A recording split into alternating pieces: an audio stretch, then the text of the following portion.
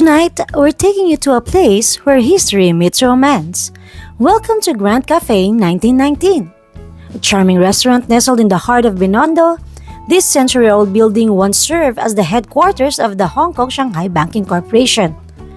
But today, it's transformed into an elegant dining spot where old world charm and modern flavors blend beautifully.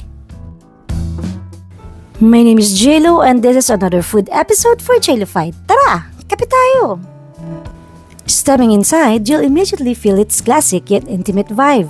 The high ceilings, wooden accents, and warm lighting create a setting perfect for special moments, just like our post-Valentine's dinner for tonight. Meet and greet sa mga fans.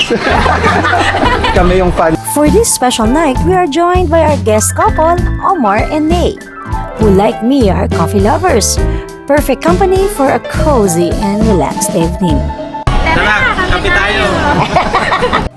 Now let's talk about the food. We started with two refreshing salads, Kani Salad with that perfect mix of sweet mangoes and crunchy cucumbers, and the Thai salad bursting with tangy, spicy and nutty flavors. Such a light yet flavorful way to begin our meal. Ipicture ah.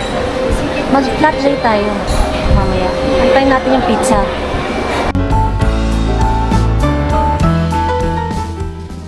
And for the main dish, we went for the indulgent 3-cheese pizza and a creamy rich carbonara.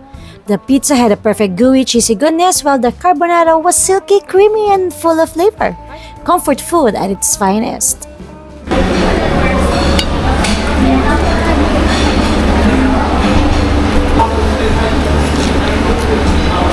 Dapat nyo lang pala mga meron yung i-try 20 pesos.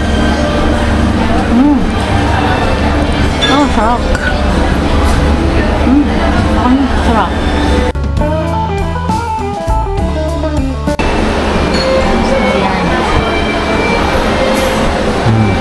Gusto rin. No? Ibanin natin ang carbonara.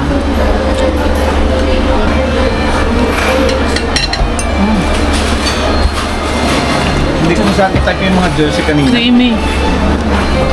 Walang mga brand. Ay, walang brand. Yung mga things, iba. O konti, walang tips, walang higil.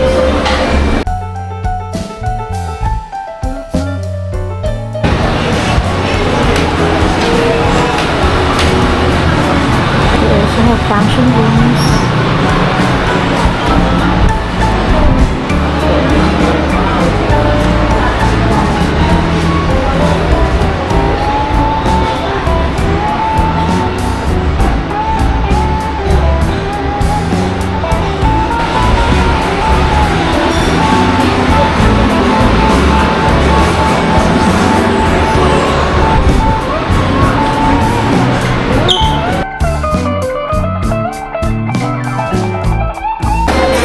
So far, ang sarap ng nakain natin.